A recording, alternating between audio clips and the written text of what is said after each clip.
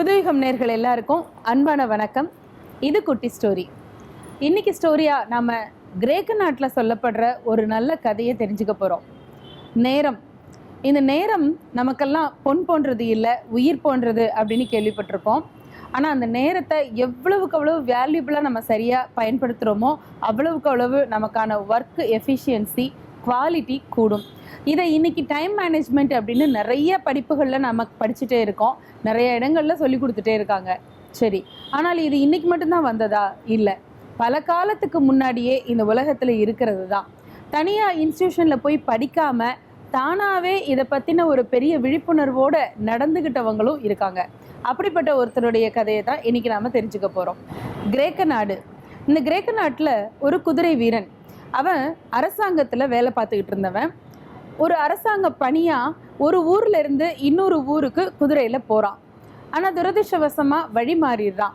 ராத்திரி நேரம் ஆயிடுது, இருட்டு, மழை ஒரு பக்கம்.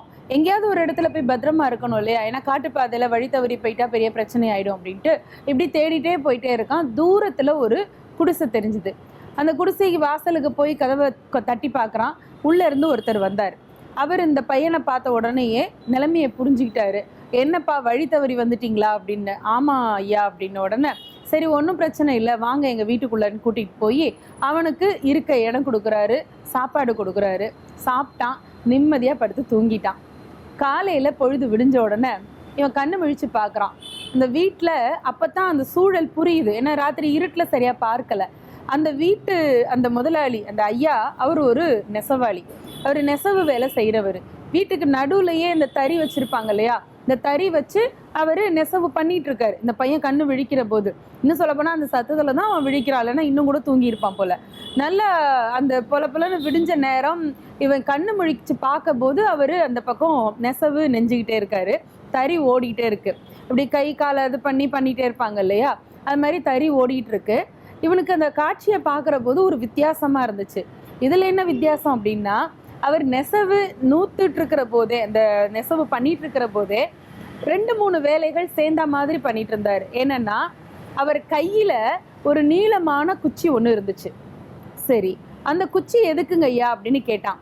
அவர் சொன்னாரு, வீட்டுக்கு அந்த ஜன்னல் வழியா பாரு, என் மனைவி தானியங்களை எல்லாம் வெயில காய போட்டிருக்கா. அந்த தானியங்களை சாப்பிட்றதுக்காக பறவைகள் அப்பப்போ வந்துடுது, அதுங்களையெல்லாம் விரட்டுறதுக்காக நீளமான குச்சியை வச்சுருக்கேன். சரி, இந்த பக்கம் ஒன்று நீளமான குச்சி ஒன்று உங்கள் பக்கத்தில் இருக்கு, அது என்ன அப்படின்னா, மனைவி வயல் வேலைக்கு போயிருக்காங்க, அது வரைக்கும் குழந்தை தூங்கிட்டு இருக்கு தூளியில், அது ஒருவேளை அழுதுச்சுன்னா தூளியை ஆட்டணும்ல, அதனால நீளமான தூளிக்கு ஒரு குச்சி இந்த பக்கம் வச்சுருந்தாரு, தூளியோட சேர்த்து கட்டி. அப்பப்போ குழந்தை அழும்போது துளியை ஆட்டி விடுவேன், குழந்தை சமாதானமாக தூங்கும். சரி, 2 வேலை ஆயிடுச்சு. அவர் இடுப்பில் பெல்ட் மாதிரி கட்டி அதில் சில மணிகளை கட்டி விட்டுருந்தாரு. எதுக்கு இந்த மாதிரி மணிகளை கட்டிட்டு வேலை பார்க்குறீங்க அப்படின்னா, அப்போ அவர் சொன்னார், இங்கே எலி தொல்லை கொஞ்சம் ஜாஸ்தியாக இருக்குது, தானியம் வேற போட்டிருக்கோம், எங்கே இருந்தாவது எலி பொந்துக்குள்ளேருந்து வெளியில் வந்துச்சுன்னா அதை விரட்டுறதுக்காக நான் இடுப்பை லேசாக அசைச்சேன்னா மணி சத்தத்தில் அது ஓடி போயிடும். ஓ சரி சரி சரி அப்படின்னாரு. அப்புறம் திரும்பி இந்த பக்கம் பார்த்தா ஜன்னலுக்கு அந்த பக்கம் தானியங்கள் இருக்குது, அதுக்கு பக்கத்தில் சில குழந்தைகள் அந்த பக்கம் நின்றுட்டு இருந்தாங்க. இந்த குழந்தைகளுக்கு அவர் பாடம் சொல்லிக்கிட்டே இருந்தார். இது என்னது இது அப்படின்னா, இல்லை குழந்தைகளுக்கு பாடம் சொல்லி கொடுக்கறதுக்குன்னு தனியாக நேரம் ஒதுக்க வேண்டாம் இல்லையா, அதனால் நான் கை கால் வேலை பார்த்துட்டு இருக்கும்போது வாய் சும்மா தானே இருக்குது, அதனால இங்கிருந்தே பிள்ளைகளுக்கு பாடம் சொல்லி கொடுக்குறேன் அப்படின்னாரு. பிள்ளைகளும் அங்கே இருந்து இவர் சொல்கிற பாடத்தை எல்லாம் திருப்பி திருப்பி சொல்லிகிட்டே இருந்தாங்க. அப்போ அந்த பையன் சொன்னார், பிள்ளைங்களை எதுக்கு வெளியில் நிற்க வச்சு பாடம் சொல்லி கொடுக்குறீங்க, வீட்டுக்குள்ளே உட்கார வச்சு பாடம் சொல்லி கொடுத்தா இன்னும் நல்லா இருக்கும்ல அப்படின்ன போது, அப்போ அந்த நெசவாளி சொன்னார், நல்லா போய் பாரு, அந்த பையங்க ஒன்றும் சும்மா அங்கே நின்றுட்டு இருக்கல, கீழே அடுத்ததாக வீட்டை சரி பண்ணுறதுக்கு மண் சேர்த்துருக்கேன். இந்த களிமண்ணை குழைப்பாங்க இல்லையா, அதுக்கு மேலே ஏறி நின்று தக்கான காலால் மிதிப்பாங்கல்ல, அங்கே பாரு, அதை மிதிச்சுட்டே தான் என்கிட்ட பாடம் கேட்டுக்கிட்டு இருக்காங்க அப்படின்னு. இந்த பையன் போய் எட்டி பார்க்குறாரு.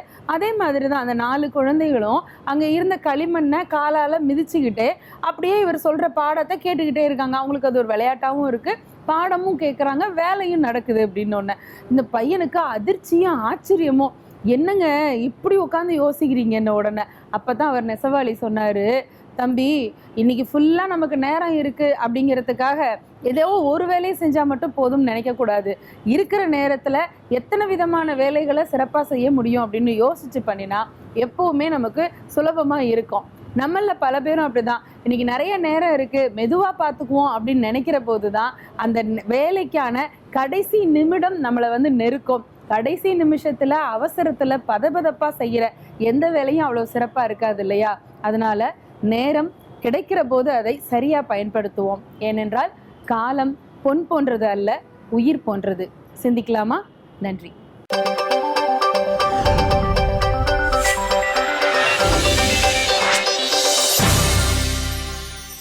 ஓகே நேயர்களே, இன்னைக்கு அழகழகான செக்மெண்ட்ஸ்லாம் இந்த காலை பொழுதுல நீங்க பார்த்திருப்பீங்க. ஸோ இதே மாதிரி இன்னொரு எபிசோட்ல நாங்க உங்களை மீட் பண்ண வரோம். Until this is bye bye from Ashika and Jai. நீங்க பார்த்துட்டு இருக்கிறது உங்கள் ஃபேவரட் யுகம் கனெக்ட்.